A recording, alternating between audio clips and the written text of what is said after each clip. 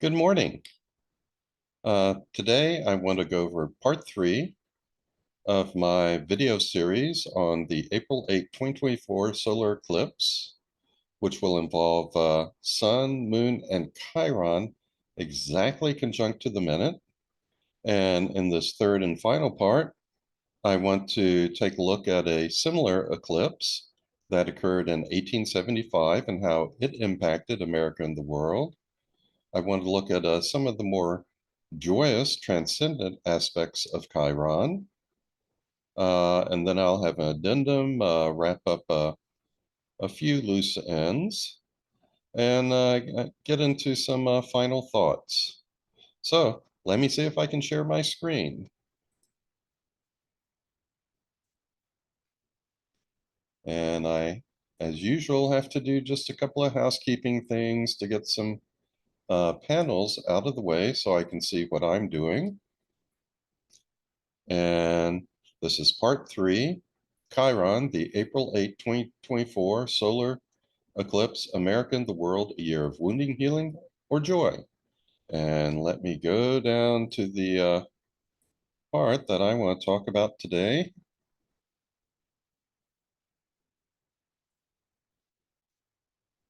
And it looks like we're there. So we'll begin with the past eclipse of Sun, Moon, and Chiron in Aries. And this solar eclipse happened on April 6, 1875. Sun, Moon, and Chiron, they're not exactly conjunct, but they're all pretty close, making this a similar eclipse. So, this is not the first time we have witnessed an eclipse like the one on April 8, 2024. On April 6, 1875, there was another total eclipse with the Sun, Moon, and Chiron conjunct in Aries. And this eclipse also stimulated the Chiron-Saturn opposition in all July 1776 charts for America. Was there any wounding in America and the world that year? Yes, there was, as the next few slides indicate. So these are just events that I pulled from Wikipedia for that year. So as far as wounding goes, the Mason County War began as a German-American mob broke into a prison and lynched cattle rustlers in central Texas. The SS Gothenburg sank off Australia's east coast with the loss of approximately 102 lives, including a number of high-profile civil servants and dignitaries. The majority of the Yavapai and Tonto Apache tribes were forced by the United States cavalry to walk at gunpoint from Arizona's Verde Valley to the San Carlos Apache Indian Reservation, 100 miles to the southeast. The two tribes were not allowed to return to the Verde Valley until 1900. The Page Act of 1875 was enacted in the United States, effectively prohibiting the immigration of Chinese women. And this one, Albert's swarm of Rocky Mountain locusts began to devastate the western United States. The size of this swarm has been estimated at 12.5 trillion, and it blotted out the sun. So that seems pretty major, and it seems to, this is a natural event. It makes me think of climate change. What is going to happen with climate change in 2024? Okay, some other tribulations. German liner SS Schiller wrecked on the rocks off the Isles of Sicily with a loss of 335 lives. The Dublin whiskey fire in Ireland left 13 people dead and caused millions in damage. The Third Carlist War continued in Spain. It went from about 1872 to 1876. Okay, this one makes me take note. Vice President Henry Wilson died of a stroke. I hope none of our leaders die in this coming year. The American merchant sailing ship Ellen Southard was wrecked off Liverpool in England, and 12 crew and lifeboatmen were lost. The Ottoman state declared partial bankruptcy and placed its finances in the hands of European creditors. It was also suffering widespread nationalist rebellions resulting in Russian intervention and great power tensions. Next, the German immigrant ship SS Deutschland ran aground off the English coast, resulting in the death of 150 passengers and crew. And an explosion in the South Yorkshire coalfield of England resulted in the death of 143 miners. However, there were also some events in America in 1875 that promoted healing. We had the United States Congress passed the Civil Rights Act, which prohibited racial discrimination in public accommodations and jury duty. A murder conviction began to break the power of a violent Irish American secret society of coal miners in Pennsylvania known as the Molly Maguires. And anti-slavery society formed in New York. Additionally, there were some important spiritual developments in 1875 in America and the world. The Arya Samaj, a monotheistic reformed Hinduism movement, was founded in Mumbai by Swami Dayananda Saraswati. The Theosophical Society was founded in New York by Helena Blavatsky, H.S. Olcott, W.Q. Judge, and others. And the book Science and Health with Key to the Scriptures by Mary Baker Eddy, which outlines the theology of Christian Science, was published in 1875. So from these examples, we've seen what I normally expect when Chiron is heavily involved, a lot of wounding, but a smaller amount of healing and transcendence going on. And finally, in 1875, the first performance of the famous Piano Concerto No. 1 by Peter Ilyich Tchaikovsky was given in Boston, Massachusetts.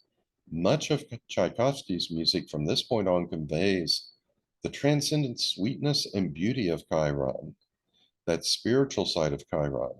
And with Chiron conjunct his ascendant, he is the Chiron composer.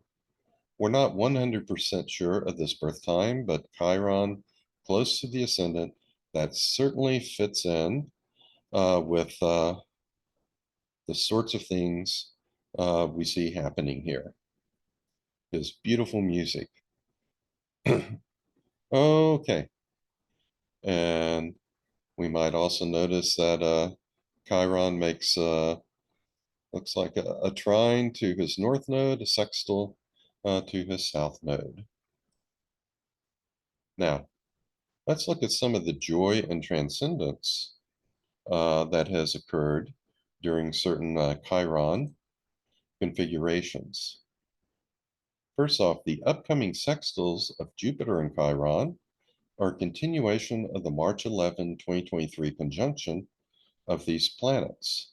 We'll have a sextile between Jupiter and Chiron in fall of 2024. And past conjunctions of Jupiter and Chiron have always brought something new and transcendent into the world related to the sign that the conjunction is in.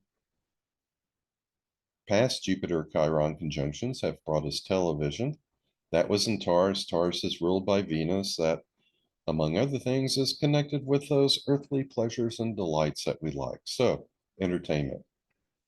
There's a conjunction in Libra that has to do with relationships with others, where we saw the United Nations being created. There was a conjunction Pisces, which is often associated with sophisticated art and music. And in the month of one of those conjunctions, the Beatles, as we know them today with Ringo Starr, came together. And the next month they started recording. There was a conjunction in Aries in the month that filming on Star Wars began. With this conjunction in Aries, we think of spiritual warriors, and that is certainly what the Jedi Knights represented.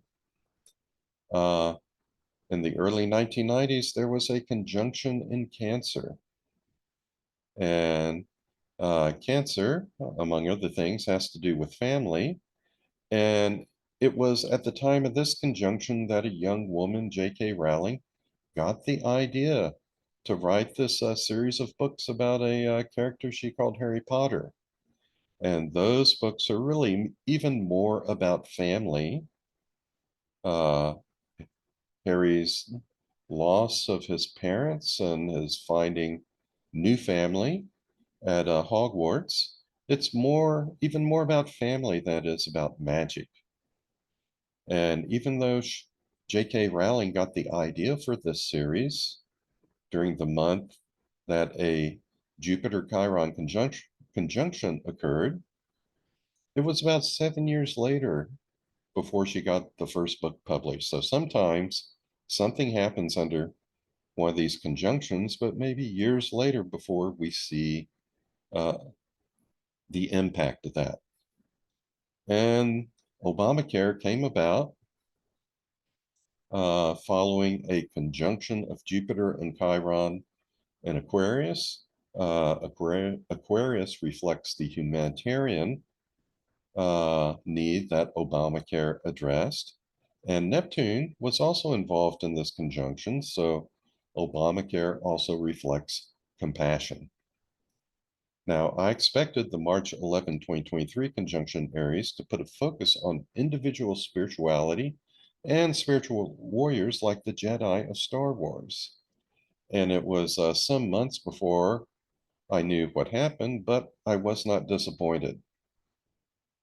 Sure enough, on the very next day following that conjunction, what was anticipated to be a small movie called Everything Everywhere All at Once swept the Oscars to become the most award-winning movie of all time. This is Oscars plus other awards. I've read that it was the most award-winning movie. And this wonderful film checks all the boxes on transcendent spirituality and spiritual warriors. If you haven't seen that movie, it is a remarkable movie. I encourage you to see it and maybe even buy it to keep it in your digital library. Whereas in Star Wars, the fight was between good and evil, the light side and the dark side, where one side would win and the other side would lose. And Everything Everywhere All at Once, we have lots of martial arts scenes. We have lots of spiritual warriors out there. But the ultimate resolution comes from realizing that we live in a multiverse. And as bad as things may seem to us right now, there are parallel worlds, so to speak, where things have been worked out and a different outcome is there.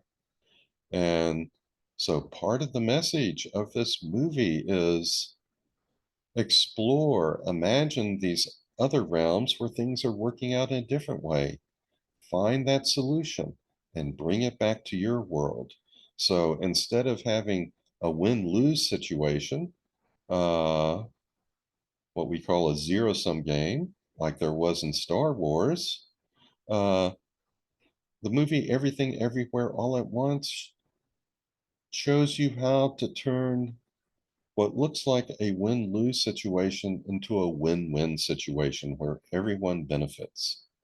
So this was certainly the sort of transcendent spiritual warrior thing I was expecting from the March 11th, 2023 conjunction of Jupiter and Chiron. And like I say, this movie did not disappoint. Now, let me talk about Austin, Texas in regard to Chiron for a moment. Austin, Texas was first incorporated on January 15th, 1839 as the town of Waterloo. But later that year, on December 17th, it was reincorporated as the town of Austin. Notice the opposition of Chiron to the sun and square the moon. This configuration explains the underlying spiritual transcendence that's often associated with Austin. So we have Sun opposite Chiron, both of them square the moon. If you integrate all three things, uh, and express Chiron at its highest level. It's this wonderful, joyous transcendence. And between 1969 and 1971, a series of squares from transiting Chiron and Uranus to the natal Sun Chiron opposition activated the natal Sun Moon Chiron T square, resulting in a very transcendent decade for many of its residents. Additionally, with Uranus and Libra, relationships were redefined. Men and women dressed alike and were aligned with one another, unlike today where we have what I call testosterone cowboys on one end and Kardashians on the other. Now, I'm not trying to put down the Kardashians. I'm just saying they represent a certain extreme in terms of dress and makeup. And testosterone cowboys, as I call them, are at the other extreme. And this was a kind of relationship between men and women, which is very, very different from what you saw in Austin in the 70s. I lived in Austin throughout much of the 70s, and it was just a paradise. I call it a hippie paradise. It was extremely spiritual, extremely transcendent. And it's sort of a model for, I think, for what the future can be, just how perfect life can be. Okay, from 2019 through 2021, transiting Chiron and Uranus were once again activating the natal Sun Moon Chiron T square, but this time Uranus made sextiles and trines to the natal Sun Chiron opposition. Hence, Austin has once again hopefully entered a period of transcendence, but this time without the radical redefining of relationships that occurred in the 1970s. Instead, there may be a renaissance in technology and innovation in business. And I base that in part to the fact that we have Uranus here in the second house in Taurus. And this has to do with finances and resources. And Uranus also has to do with technology and innovation. So again, Austin may be leading the way, but the impact may be more in terms of, as I say, technology and innovation in business. I'm not living in Austin anymore. Haven't lived there for quite a while, so I can't tell you from direct experience what the feel is on the ground. But we have had this Sun Chiron Moon T square stimulate again by this opposition from transing Chiron, and transing Uranus has been involved in a very nice, easy relationship involving trines and sextiles. Okay, I want to return to the eclipses of spring 2024 and look at some things in a little bit more detail now. So if we look at the lunar eclipse just prior to the April 8th, 2024 solar eclipse, we see the moon in Libra will be a focal point since it is the only counterbalance to all the other planets between Aquarius and Taurus. And Sun and Chiron in Aries over here, they favor war and aggression. But with Moon opposite Sun and trine Pluto and quincunx Mars, and with Saturn conjunct Venus in Pisces, we may see intense negotiations for peace occurring. Okay, so if things are trending back toward war and aggression again, uh, which they very well could be, I hope they aren't. But if they are, then this movement toward war and aggression, it will be offset, counterbalanced by Moon in Libra, which will be seeking peaceful relationships. In that quest, there will be help from Pluto which is now in Aquarius, making a trine to the moon and let's see, a sextile to the sun over here in Aries. Pluto in Aquarius represents groups, people collaborating together, not dictators. So that we're seeing power shift from individuals to the people now, and groups may be working to assuage tensions if there are a lot of high tensions at this point. Again, hope there are, but whatever there is, groups will be working to assuage those tensions. Uh, Mars in Pisces is making a quincunx to the moon. That denotes adjustments and change.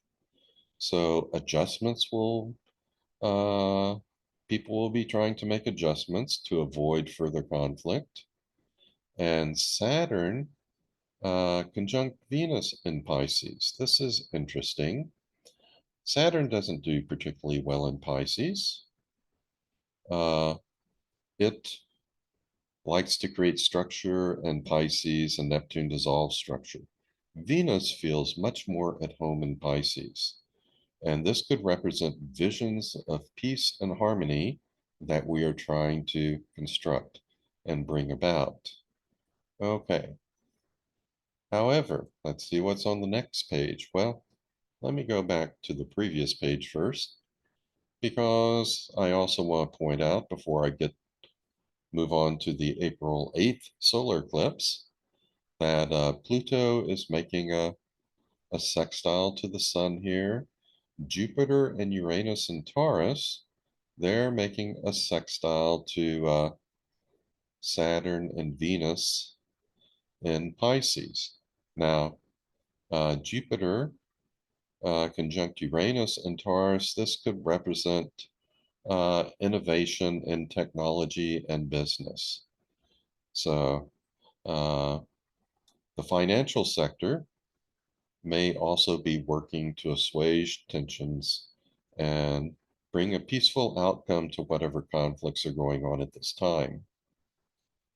However, when we arrive at the total eclipse on April 8th, 2024, whatever will happen seems more locked in. The tight conjunction of Sun, Moon, and Chiron in Aries may result in wounding from heat, such as global warming, or aggression.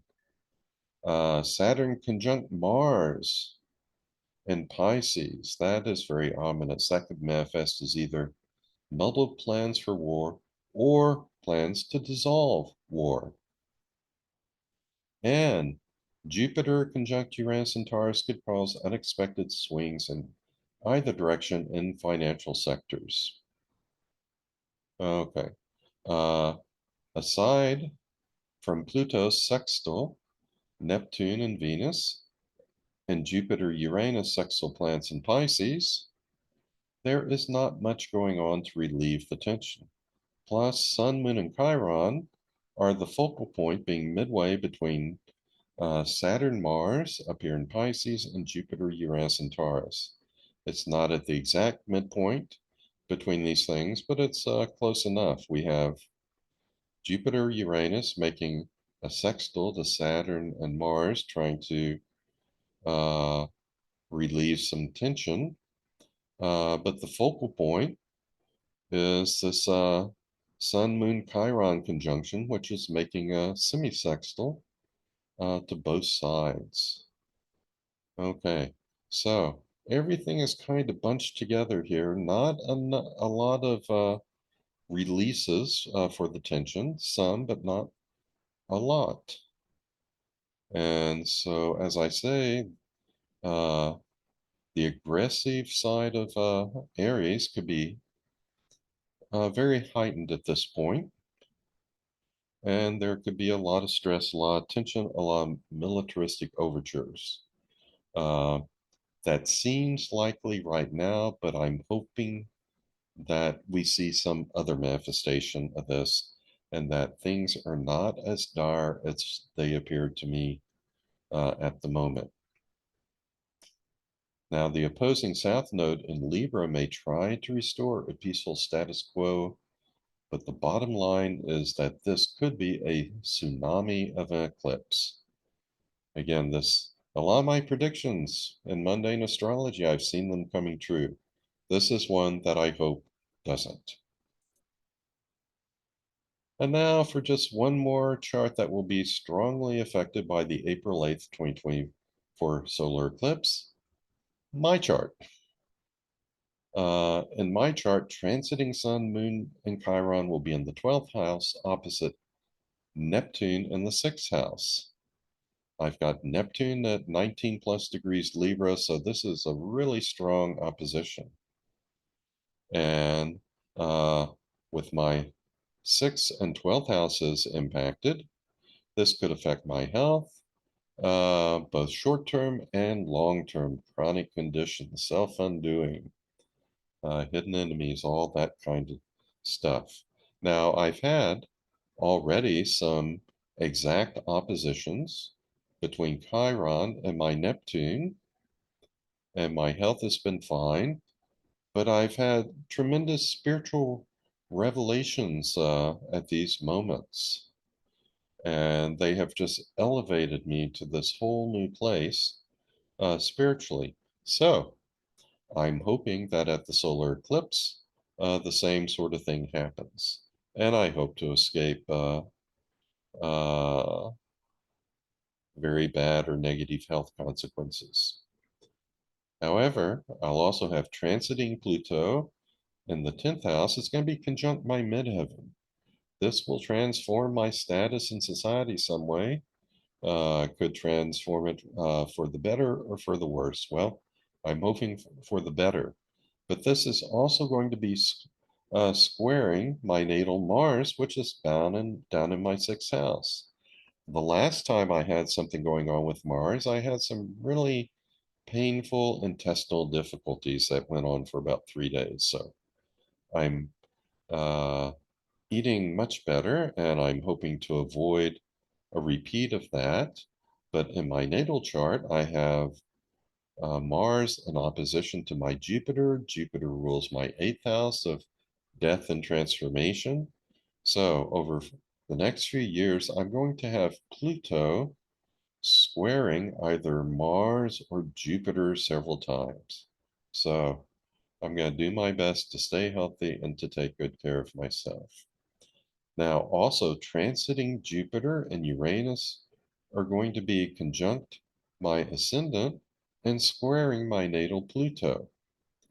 Uh, Jupiter conjuncting the ascendant, that's not bad, but Uranus conjuncting the ascendant, that can either bring a great burst of creativity or a burst of anxiety.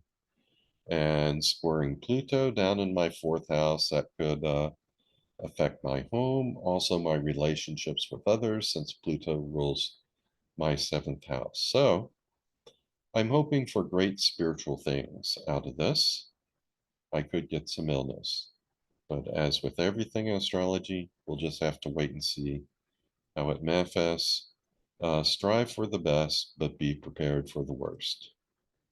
Okay, here's a little addendum to some of the things I have said previously in some other videos. First, let's go back and revisit Israel's chart, its natal chart.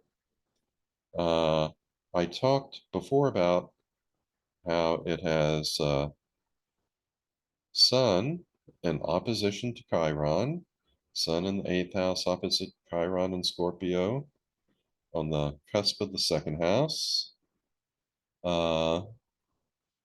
And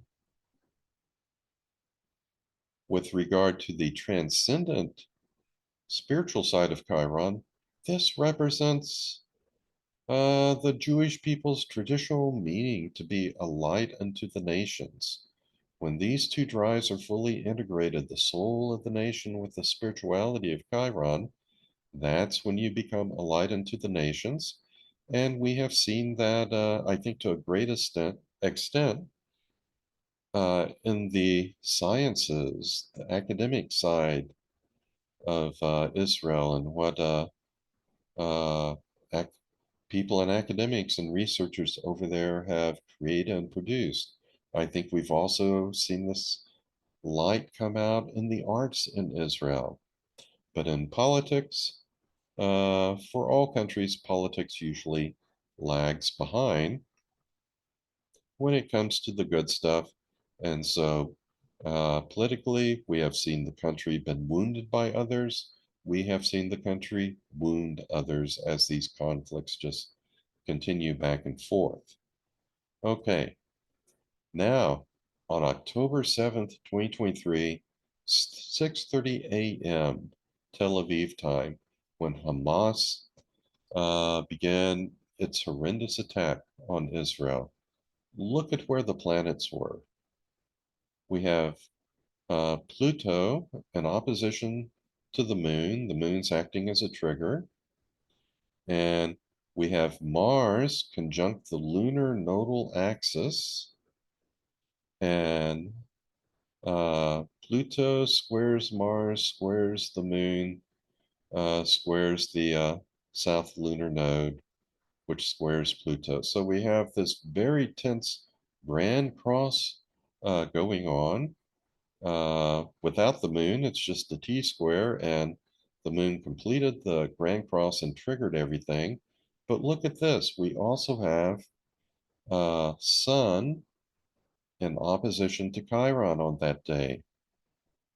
That resonates with the Sun-Chiron opposition in Israel's natal chart. And if we look at how these transits were impacting Israel, the main thing here is transiting Uranus was activating the Sun Chiron opposition in Israel's natal chart. So, this is one reason astrologically why this conflict happened at this time. I'm sure there are other astrological reasons, because usually when something really big happens in the world, there are several astrological conditions that correlate with that situation. Many things come together to create a perfect storm. So if I just go back a couple of slides, Israel has that Sun Chiron opposition in its natal chart. On the day of the attack, at the hour of the attack, there was an opposition between Sun and Chiron. That makes the transits at this moment really resonate with Israel. And at the same time, transits were activating that Sun Chiron opposition in Israel's chart, resulting in a lot of horrific wounding. And there were other things going on too. We have transiting Neptune, squaring both natal Uranus and natal Jupiter in Israel's chart. This reflects the fact that this was a sudden, unexpected attack, and there was deception involved. It was hidden. It wasn't really clear that this was going to happen. We have Jupiter, transing Jupiter, square Pluto. Immediately, Netanyahu and the government were getting a lot of criticism for not foreseeing this attack and for not perhaps responding quickly enough. So, I find that very interesting. In spring of 2024, on April 8th, that is when we have what may be a very ominous solar eclipse. Uranus is going to be stimulating the Sun Chiron opposition again. Let me see if I have, yeah, I've got the slide for that. Transing Sun, Moon, Chiron will be in the 6th house. So that can bring about some troubles. And there are midpoint activations. It's in opposition to the Jupiter Pluto midpoint. It's squaring the Sun Venus midpoint, Mercury Mars midpoint, Saturn Uranus midpoint, Uranus Pluto midpoint. So a lot of things could break around this time for Israel. And with this Sun Chiron opposition being activated again by transiting Uranus, with these planets being in direct opposition to Netanyahu's moon, and in direct conjunction with Jupiter in the chart for Hamas, and directly opposite Pluto in the chart for Iran. I have a lot of concern that hostilities may break out again. It may expand to involve war or direct conflict with Iran. And here I show just what I said. Uh, Sun, Moon, Chiron, directly opposite Netanyahu's moon at 19 degrees Libra, and activating some midpoint combinations here. For Hamas, the Sun, Moon, Chiron conjunction is strongly conjunct Hamas's Jupiter at 19 plus degrees Aries. And we got some other things going on that I've talked about in my first video.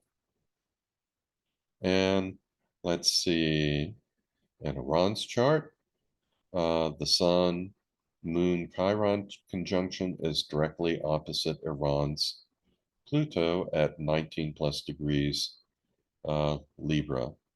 And again, we've got a couple of midpoint activations. This is opposite the Venus-Jupiter midpoint, so this eclipse could affect the people of Iran a bit. And it's squared the Mars Neptune midpoint, so wounding could result in some sort of holy war, holy war coming forth from clerics in Iran. So these would be the most dire consequences to see war and conflict break out again on a larger scale, involving direct attacks, confrontations with Iran.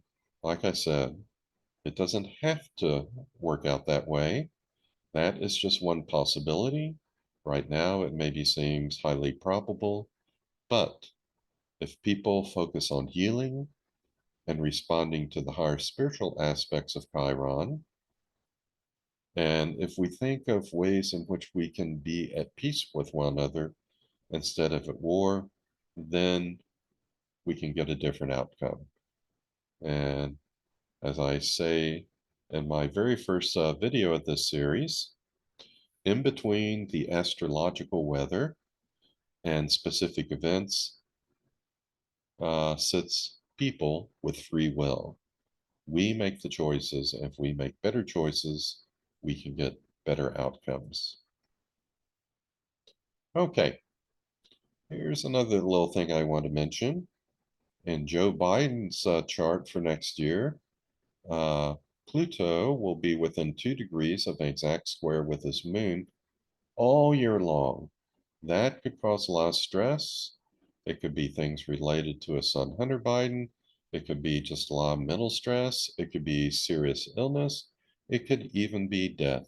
I really hope that that outcome is avoided. But this square will be exact on February 21st, July 18th, and looks like again here right at December 29th. Okay, and if we compare that to the July 2nd, 1776 chart for America that has Libra rising, we get the first of 3 Chiron returns. Transcending Chiron will be conjunct natal Chiron on April 20th, not that long after this big solar eclipse on April 8th involving Sun, Moon, Chiron, exact conjunction. We get another exact conjunction with natal Chiron in this USA chart on November 9th. I think on an earlier slide and my second video, it said November 8th. Well, the dates just depend upon what place was being used when I set up these transits. For this one, it's since my place is Scottsdale, Arizona, but if you're in somewhere else in the world, it could be November 8th that this exact conjunction occurs. So around that time. And then there's a third conjunction, exact conjunction, I think on February 17th. in 2025. Also, there is a square between Saturn and Uranus. That can always be ominous. Saturn is structure, Uranus is innovation, but also revolution, chaos. This will be exact on February 20th, and Biden has transing Pluto squares Moon being exact on February 21st. So there may be some connection between what's going on in the country at this time and what happens with President Biden at this time. So something to keep an eye on. Now, the good news for next year is by the time we get to the fall eclipses in September and early October, things look much better. The spring eclipses look very, very ominous. But in the fall eclipses, things look better for the world because we have a grand trine in both charts, and we have one of those smaller triangles made by a single trine and two sextiles in both charts. So things in fall of 2024 probably won't be as tense as the eclipse season of spring of 2024 has the potential to be. Okay, now just a few final thoughts.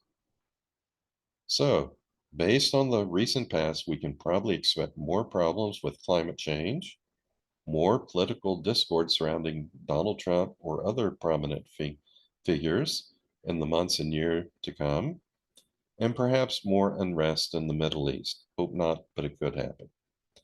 However, there will also be opportunities for transcendence for us in the world. And so the question now is, how can we make these beneficial outcomes more likely? One way to accomplish this is through meditation. But when you do so, I recommend spending some of that time focused on that sweet, transcendent feeling that, in my opinion, is Chiron's true nature.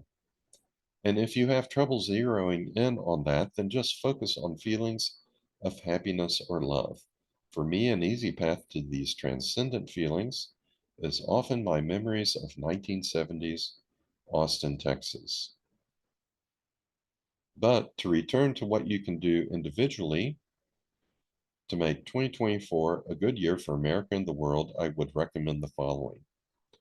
Start with meditation and find however you can that sweet sensation of transcendence that Chiron represents.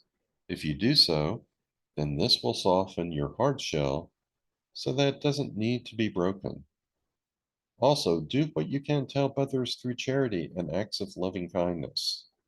Even if you're poor, give at least $1 a month or so to a food bank or some other charity. And acts of loving kindness can be done without money. So be kind to yourself and others. This will make it easier for others to also find that transcendent sweetness of Chiron in their lives. And thirdly, listen to the music of Tchaikovsky every day, since Tchaikovsky is the Chiron composer. All sensations direct and program the mind. And when the beautiful music of Tchaikovsky or other classical composers is in your head, it is much easier for you to feel balanced and to connect with the true and the beautiful. This is something that is very easy to do and that takes no effort, but at the same time is an extremely effective way to bring harmony to yourself and to the universe.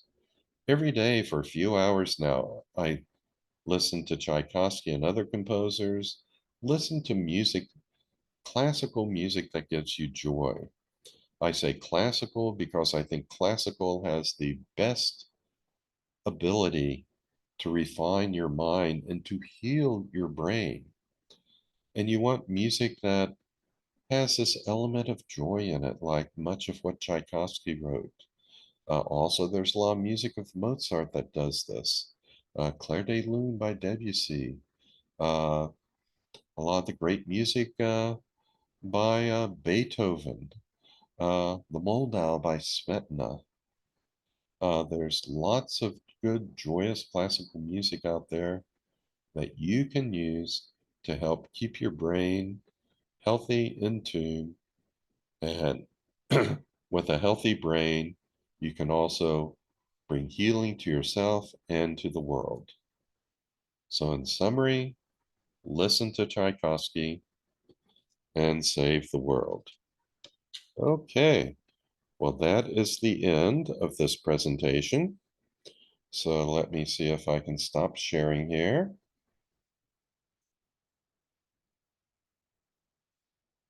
And let's see. Let me just check one little thing here. Yep, I'm at the end of this presentation. And for some reason, my face looks a little fuzzy now. So sorry about that. Uh, Usually the camera's very sharp when I set it there, but I'm a little fuzzy, but don't worry about that. The main thing is know that there's this potential for the coming eclipse to uh, have a great impact on the world. There could be a lot of wounding, but if we make different choices, we could bring about instead a lot of healing, a lot of transcendence. So prepare for the worst, but shoot for the best. And with that, I'll say be kind to yourself, be kind to others, give to charity, do what you can to make this world a better place. And if we all do that, we won't get these bad outcomes that uh, I see on the horizon. Instead, we can get something wonderful. So for now, I'll just say so long and be well and be happy and find that joyous transcendence of Chiron and experience that instead of the wounding. So long.